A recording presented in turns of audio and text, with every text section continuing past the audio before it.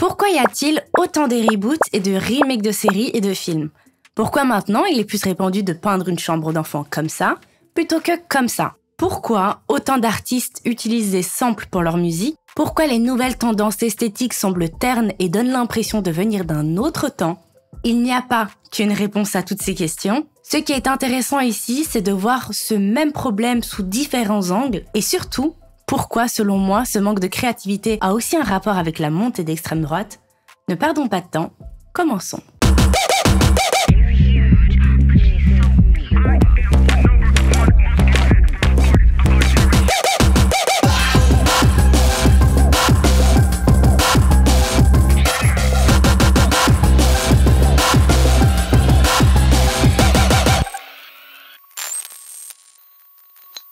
Avant de commencer cette vidéo, je dois quand même faire une petite mise au point. Ça me mettrait mal à l'aise. Je suis quelqu'un d'assez pudique et je ne savais pas comment vous le dire. Je n'ai pas été beaucoup présente ces derniers temps, enfin depuis le mois de septembre, alors que je vous avais promis 2 vidéos par mois. Alors, à la base, je comptais pas vous le dire, mais comme ça a une incidence sur mon rythme de vidéo, je trouve ça normal, en fait, de vous mettre au courant. Alors, mettons quand même les choses dans leur contexte. YouTube, c'est pas mon métier, c'est une de mes nombreuses passions. Et je me force pas à faire de vidéos. Je le fais parce que j'aime ça, j'aime parler, j'aime écrire. Et voilà, j'aime faire des vidéos, quoi. Sur cette chaîne, il y a que moi, Nouria, je suis seule. Donc, je fais mes recherches, j'écris, je filme, je monte. Enfin bref, voilà. Toutes les étapes sont faites par moi et moi seule. Donc, s'il y a une des étapes qui manque, il n'y a pas de vidéo. Et depuis mon enfance, moi j'ai grandi en voyant mon papa lutter contre une maladie. Et malgré un long combat contre cette maladie, mon papa est décédé. C'est évidemment pas une période facile pour ma famille, ma mère, mes frères et sœurs et moi. C'est lui qui m'a donné cet amour de tout remettre en question. Il m'a transmis sa curiosité et son amour pour la lecture. Mon papa, c'était quelqu'un de très intelligent, c'était une personne humble et ultra bienveillante. Faire cette vidéo, ça m'a au moins servi à, le temps d'un instant, me mettre dans une bulle. Donc j'espère qu'elle vous apprendra quelque chose et ainsi, à mon tour, transmettre mes connaissances. Voilà, maintenant on peut réellement passer au début de cette vidéo.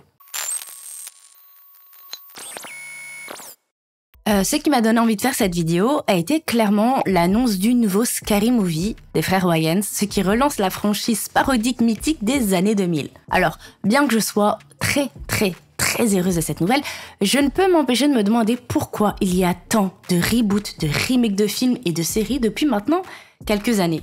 Eh bien, quand je me suis posé la question, ma première réponse, la plus logique a été, nous sommes peut-être dans une période un peu plus nostalgique que les autres, et que l'industrie du cinéma répond à ce besoin. Et après quelques petites recherches, je suis pas du tout dans le faux. C'est en fait un réel business, le business de l'industrie de la nostalgie. Pourtant, quand on regarde la définition de la nostalgie, on a l'impression que c'est un sentiment qui est plutôt négatif. Un sentiment qui donne l'impression que quelque chose qu'on appréciait n'existe plus, et c'est exactement sur ce point que cette industrie va faire son argent. Dans les années 2010, on suivait le quotidien de la jeunesse dorée de Manhattan avec Serena, Blair, Dan et toute la clique. Et puis en 2021, ils nous ont sorti un reboot. J'avoue, je l'ai pas regardé, j'ai pas regardé la nouvelle version. Pourtant, quand j'étais petite, j'étais une énorme fan de cette série, une énorme fan de Blair Waldorf. Et à l'annonce du reboot, je me suis replongée par pure nostalgie. Et finalement, avec mes yeux d'adulte, je me rends compte que cette série est problématique. Mais bon, on n'est pas vraiment là pour parler de ça. On a dernièrement vu la nouvelle version comédie musicale de mon film préféré de pop culture, Mean Girl. Et là, on suivait la vie de Cady Heron dans son ascension sociale, qu'est la jungle du lycée. Et est-ce que ce film méritait une version musicale ? Visiblement oui, vu que 20 ans après, le remake a séduit et a fait plus de 28 millions de dollars de recettes lors de la première semaine. Et le point en commun entre ces deux cas, et tous les reboots et les remakes finalement, ce sont les fanbases. Pour l'industrie du cinéma, c'est beaucoup moins risqué de faire quelque chose qui a déjà fonctionné, et ça minimise en fait l'échec, et donc la perte d'argent. Et ce même processus est également utilisé dans l'industrie musicale. De nombreux artistes vont utiliser des rythmes et des mélodies de tubes en fait qui ont déjà fonctionné pour jouer sur cet effet de familiarité. Bon là, à la place de simplement vous citer des artistes, je vais vous faire écouter.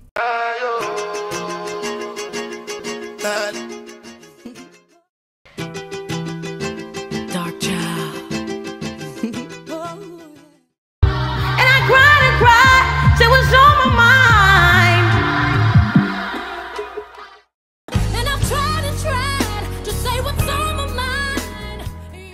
Le premier cas était un sample, le deuxième cas était une interpolation. Alors pour la musique, il y a tout de même un facteur affect à prendre en compte. Je le connais pas, donc peut-être que Burna Boy est très très fan de Toni Braxton et que c'était pour lui une manière de lui rendre hommage que de sampler son son.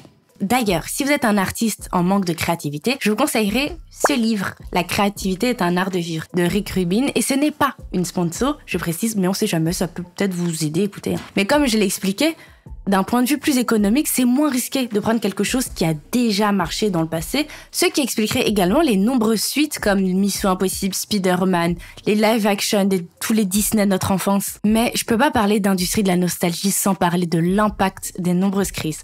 L'inflation, les crises géopolitiques, climatiques, la montée de l'extrême droite, eh bien tout ça mélangé, ça fait pas bon ménage. Les gens ont besoin de choses qui les rassurent. Ce qui expliquerait pourquoi tu regardes pour la millième fois la même série. La créativité, le nouveau, est mis de côté au profit du passé parce que le présent nous paraît trop triste et morose. Bon, maintenant qu'on a parlé de la créativité, pour moi, ce qui va avec, c'est la couleur.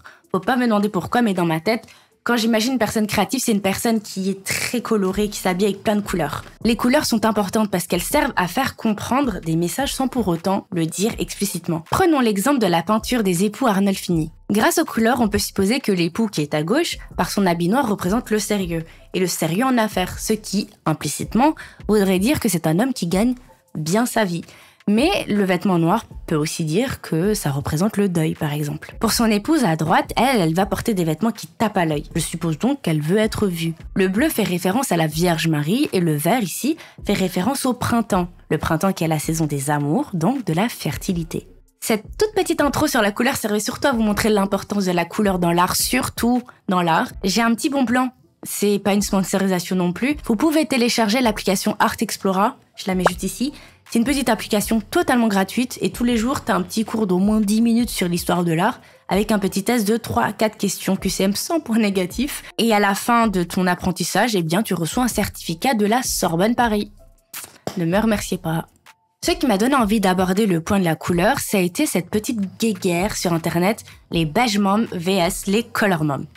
Alors, qu'est-ce que c'est ? J'apprends rien à personne si je vous dis que de plus en plus de personnes exposent, narrent l'éducation qu'ils donnent à leurs enfants sur Internet. Eh bien, là, il y a 2 teams qui ont émergé sur Instagram. La première team, les beige moms. Elle part du principe que moins tu utilises de couleurs pour la décoration, la chambre des enfants, les vêtements, les jouets, enfin bref, tout quoi, moins leurs enfants seront exposés à de la surstimulation. L'autre team, c'est les color moms. Eh bien, c'est tout l'inverse. Habiller son enfant avec de la couleur, la chambre, les jouets, tout quoi. Mais pourquoi ça fait autant débat? Alors personnellement, ce n'est pas vraiment un débat qui m'intéresse. Déjà de 1, j'ai pas d'enfant, et de 2, je pars du principe que chacun élève son enfant comme il le souhaite, tant que c'est fait avec amour et respect. Logique. Mais dans ce débat, ce qui m'intéresse, c'est le fond. Est-ce que élever un enfant dans de la couleur neutre, comme le blanc, le noir, le gris, le beige, peut retarder son développement et sa créativité? Eh bien, non. Non. Dans les premiers mois de vie d'un bébé, sa vision n'est pas absolument comme la nôtre, voyez. C'est seulement vers ses 1 an qu'il commence à distinguer les couleurs. Il est vrai que ce sera plus facile pour lui de distinguer du bleu royal, du rouge vif, plutôt que du noir, du beige et du gris, c'est normal.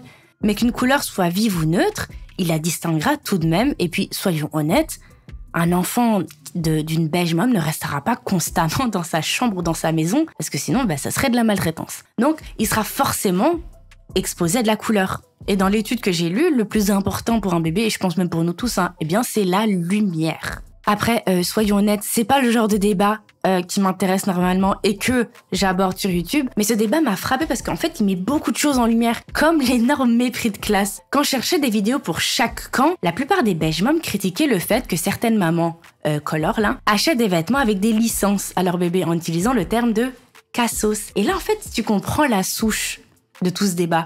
En fait, c'est pas l'enfant. L'enfant, il est pas au centre même de ce débat-là. C'est narcissiquement une volonté, en fait, d'étendre la décoration de leur maison. Point à la ligne, c'est ça. Et je crois que cette tendance, elle a été vachement popularisée aussi par la décoration de la maison de Kim Kardashian, une maison réalisée par Axel Vervoort, c'est un Belge, je crois en plus. C'est surtout qu'à la base, être une beige mom, c'était utiliser des vêtements et des jouets dans des matériaux naturels pour éviter justement, et là c'est bien, le risque à l'enfant, et puis tu tombes sur ce genre de vidéo-là. Et là tu comprends qu'en fait c'est juste pour suivre leur préférence en termes de décoration, et c'est lunaire en fait. Je terminerai ce point de ce chapitre par dire que vos enfants ne sont pas des extensions de vous-même et encore moins de votre intérieur. Mais bien, c'est des êtres humains à part entière. Donc, quand ils auront l'âge de verbaliser ce qu'ils aiment, laissez-les choisir ce qu'ils veulent. Et même si ça veut dire acheter un pull, pas de patrouille. Eh oui. J'ai un autre bon plan à vous donner. Il y a de ça quelques mois, je suis tombée sur un super reportage de France 2 sur ce pourquoi on voit de moins en moins de couleurs dans la société. Ce reportage nous explique aussi pourquoi les voitures sont maintenant en majorité noires, bleues, blancs, pourquoi l'architecture actuelle est moins artistique et pourquoi même la colorimétrie des films actuels sont beaucoup plus ternes qu'avant. Enfin, tout ça pour dire que c'est un excellent reportage. Allez le regarder. Je vous mets le lien en barre d'infos. C'est pas une sponsor non plus, vraiment, c'est juste parce que j'ai kiffé. Comme ça, vous pourrez compléter cette vidéo avec le reportage. Voilà. Et ce manque de couleurs, de créativité, me fait penser à de nouvelles tendances make-up. Prenons l'exemple du clean girl make-up. C'est principalement se maquiller le plus discrètement possible, avec tout un esthétique qui suit donc. Avoir les cheveux plaqués, être habillé de manière très neutre, et là où on voit une scission avec les anciennes tendances maquillage. Les années 2010, c'était une décennie très colorée, que ce soit le style ou même le make-up. Mais du coup, quel est l'élément déclencheur dans si grand changement de cap? On en parle dans le chapitre suivant. Si vous vous souvenez de ce que j'ai dit en début de cette vidéo, je parlais de l'extrême droite. Normalement, vous devez vous demander, mais ma puce, quand est-ce que tu nous parles de l'extrême droite? Eh bien, c'est maintenant. Je précise, cette vidéo reste mon avis et ma perception des choses. Et si au passage, je peux faire une petite pichenette à l'extrême droite, eh bien, c'est avec plaisir que je le fais. Bien évidemment. Dans le livre d'Umberto Eco, Reconnaître le fascisme, c'est toujours pas une sponsor, mais achetez-le, il coûte que 5 balles et il est d'utilité publique. Dans ce livre, il donne 14 signaux pour reconnaître une potentielle montée du fascisme. Et parmi ces 14 signaux se trouve le refus du modernisme. Alors c'est quoi déjà le modernisme? C'est l'évolution, que ce soit sociale, culturelle ou encore l'évolution technologique. Logiquement, vous êtes censé vous demander, mais ma puce, les fachos, pourquoi ils rejettent tout ça? Eh bien parce que c'était trop... Eh bien parce qu'en fait, ça met à mal leur tradition. Et le modèle qui les met en valeur. Ce pourquoi vous allez beaucoup voir de partisans d'extrême droite valoriser les années 30, 40, 50, 60. Ils vont fantasmer, idéaliser un passé qui leur semble proche, ce dont ils rêveraient tout en critiquant les façons de faire actuelles. Petite anecdote de comment ce sont des gens insatisfaits.